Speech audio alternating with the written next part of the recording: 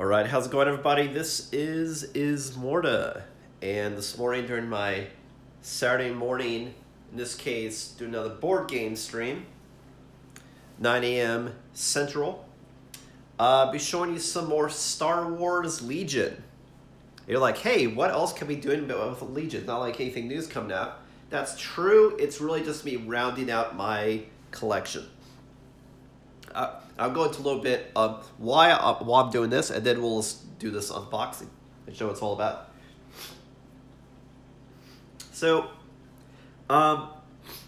for my Echo-based Defenders army, I basically had all of the core heroes from Episode 4, the first Star Wars movie. But I was like, come on, man, I have all of them except Han Solo, man. I have Chewbacca, Luke, Leia, the droids. I gotta get Han, And the other reason, and that was the main reason, because I just want it's an iconic character. Let's just get him too, just the way I have all the most iconic characters, especially from the first movie. But also I noticed, because I separated Mando and Grogu and the IG series droids to really the Empire and the Rebels, I've noticed it's kind of unbalanced, because even though you can do the upgrade of Grogu to the Mandalorian, it's an upgrade to that character, whereas the IG series, you have two different droids you could field. So I was like, well, you know what, it'd be really cool if I balance it so it's like you got Mando and Han, and then also the two droids, so they both have a character.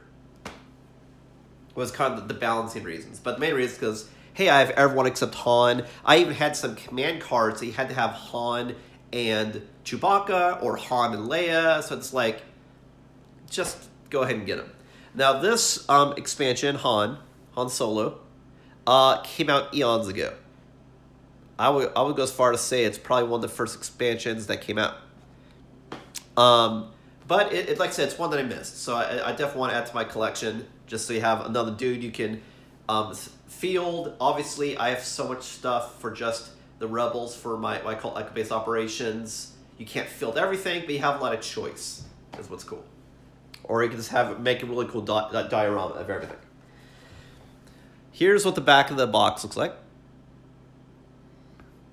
And of course, I'll get into this.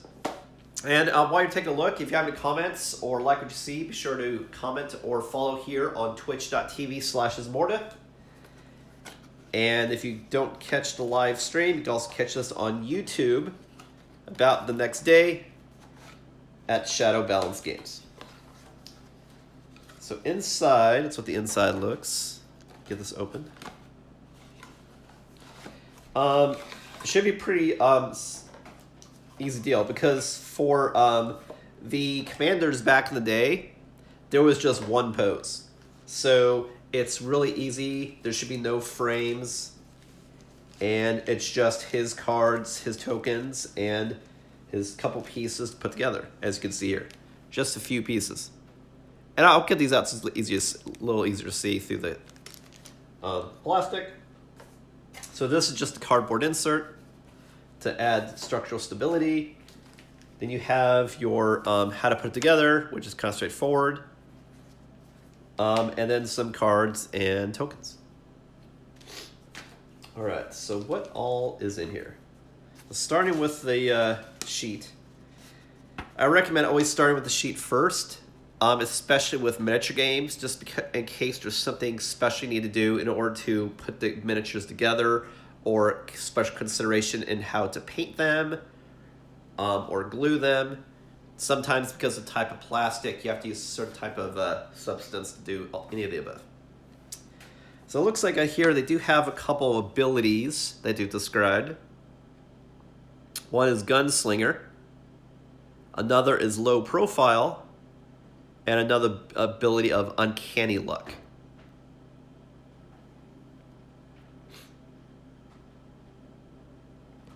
Gunslinger looks like after a unit with the Gunslinger keyword performs a range attack, gets a unit, and may perform an additional range attack against a different unit. And an additional attack is not counted as an attack or a free action. It's an ability. So you can't have stuff triggered off being attacked, is what they mean. Low profile while defending. If a unit with the low profile keyword has light cover, it improves its cover by 1. Meaning light's like you duck low behind it, kind of like you go prone. So he could shoot and kind of like scatter shot, hit a bunch of targets. He could hide behind low stuff. Uncanny Luck X. When Uncanny Luck X is defending, it may reroll up to X of its defense dice during that attack. Wow, so this guy does like a hard target and he can shoot a lot of stuff. It seems like he's really good at attacking squads, not necessarily hard targets. That's wow. So as a unit, he's really good going up against squads. I wouldn't have him go up against like an ATST or a Sith, but to take out those squads. Whereas then you could use your squads to gang up on the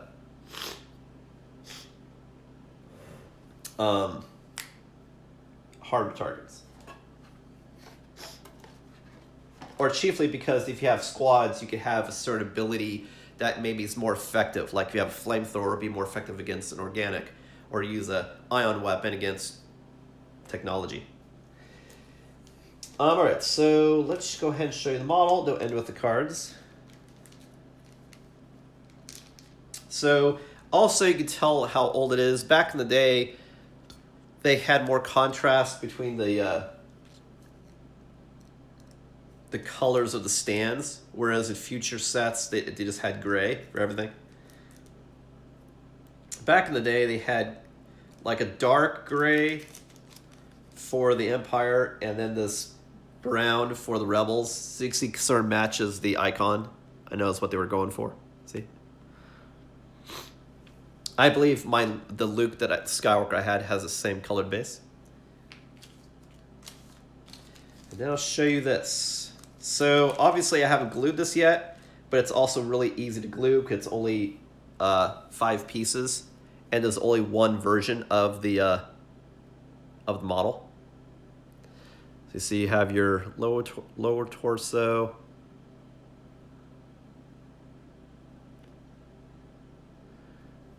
and you have upper torso and the head, and then 2 arms.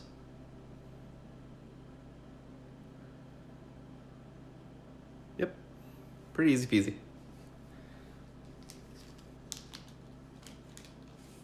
I mean, I can see myself probably just gluing this today, sort of thing. That's what I mean. And then lastly, you have a little Ziploc bag with all of your other components and cards.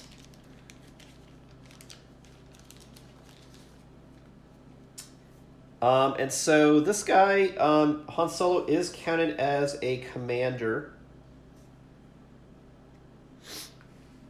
So meaning he's the difference between a commander and an operative. An operative is like a really powerful unit, whereas a commander is a really powerful unit that can also command your forces. Meaning you can play command cards to actually move other squads, whereas operatives might have command cards, but it's only for them to do something.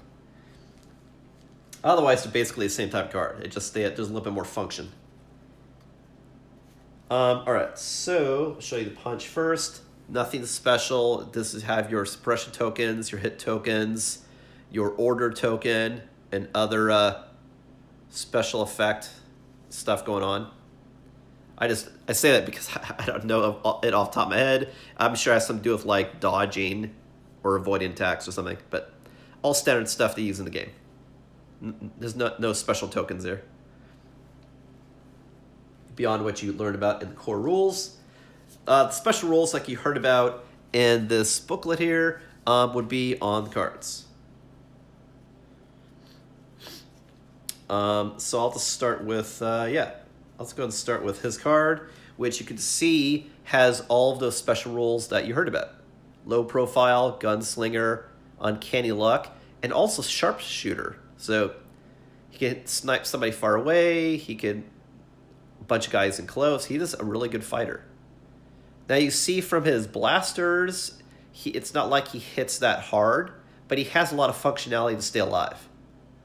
And he does have a lot of hit points. So he can be a nuisance and get a lot of shots here and there, a lot of targets for a long period of time. but it's not like he's going to one-shot anybody, is what I mean. But from his uncanny luck and hiding and high health, he's a really hard target. And because he has a pistol, it's not like he shoots that far away either. So he needs to get kind of close to targets. Or just be in, like, enclosed areas. Like, maybe he could just be, like, inside the bunker to do combat, sort of thing. And yeah, he's only 120 points, too. Whereas you see somebody like, I don't know, Darth Vader, which is easily over 200 points. All right, we also have his command cards.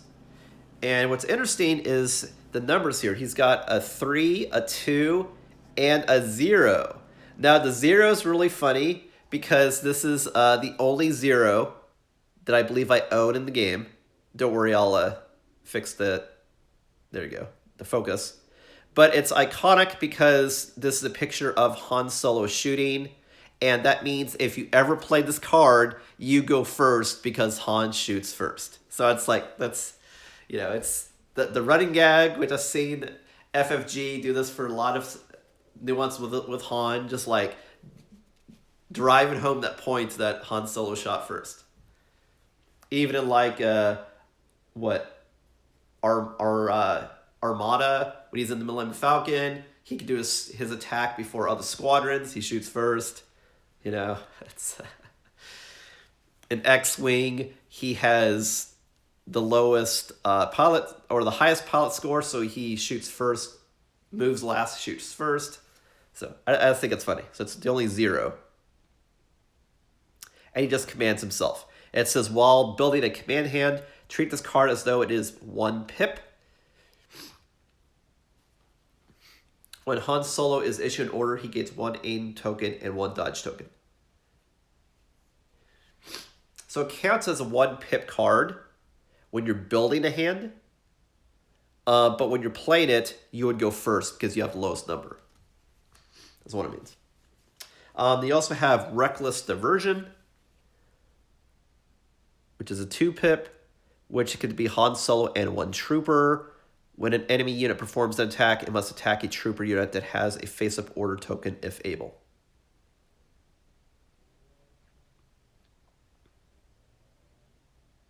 So that's interesting. You can have somebody fire and follow you, and then when an enemy unit shoots you, they have to attack the trooper next to you first instead. So it's kind of funny. And the last one here we have Change of Plans, which is a 3 pip. Get this to focus for you. And this is Han Solo in 2 units. When this card is revealed, you may discard it to return an opponent's command card to their hand. If you do, return to the select command card step. The opponent cannot select the command card that was returned to their hand. So this is great just so if you think someone's going to play a certain card to stop you, you can just say, oh, now you have to choose something else. So if they're really gunning for a combo, you can disrupt someone's strategy. Man, this is a really powerful card. It's basically like in Magic, return a creature to your hand, but then you can do another summon. It's just like, you totally disrupt a combo. It's actually really huge. I would argue this is one of the best command cards in the game, actually, for that reason. Just because you can just totally fuck up what someone's doing.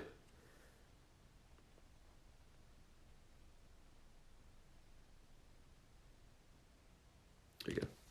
So those are the 3 command cards. And then I already showed you his character card. Lastly, we have the upgrades.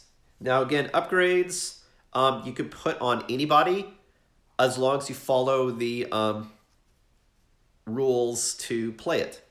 So, you know, there's a certain number of points.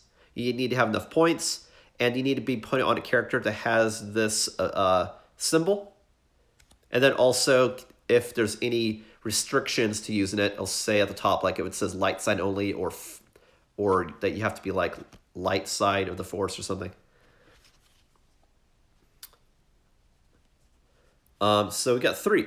So the first one we have here is emergency stims. You can prevent wounds, which is always good. especially when characters try to one-shot you and you deny them the ability to do so. So you can return fire. Here you have duck and cover. That you can gain a suppression token.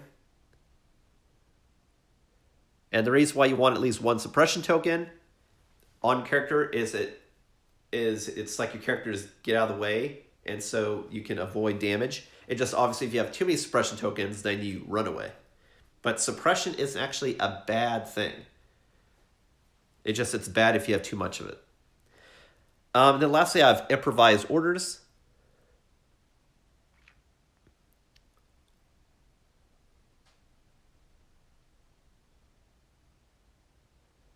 Wow, this is kind of like screwing up command cards, but this can screw up orders. So after an order is drawn from a friendly order, you can change it and draw off the bag and order somebody else. So that's pretty cool. So like if you're in a pinch and you see that, oh no, you're in a bad situation, you can try to order a different group first.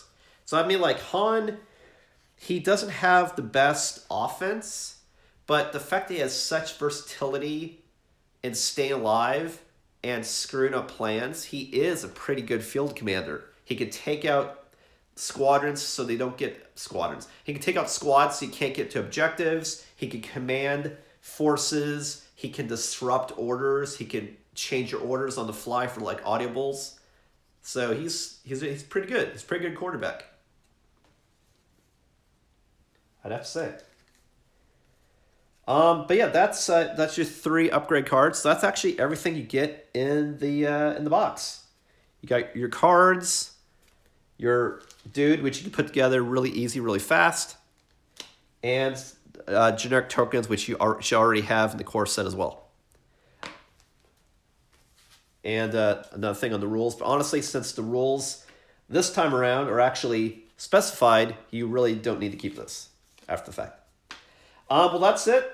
Like I said, Han Solo came out a long time ago. It's just a great way to complete my Rebellion collection. Now, I would say, not going tile, granite. That's my Rebellion and Galactic Empire armies are complete. So it'll be interesting to see what I collect next. Potentially getting into most likely Shatterpoint. That's coming out later this year. So I'd be excited to see how that changes the gameplay and everything. And we'll get more into that later this year. Well, thanks for watching. Again, this is Han Solo. And this is Ismortah. And I will catch you next time. I have a stream tomorrow that I'm going to be talking about Marvel Champions, the Galaxy's Most Wanted unboxing. And expect future Legion and other Star Wars content in the future as well. Again, this is Ismortah. And I'll catch you next time.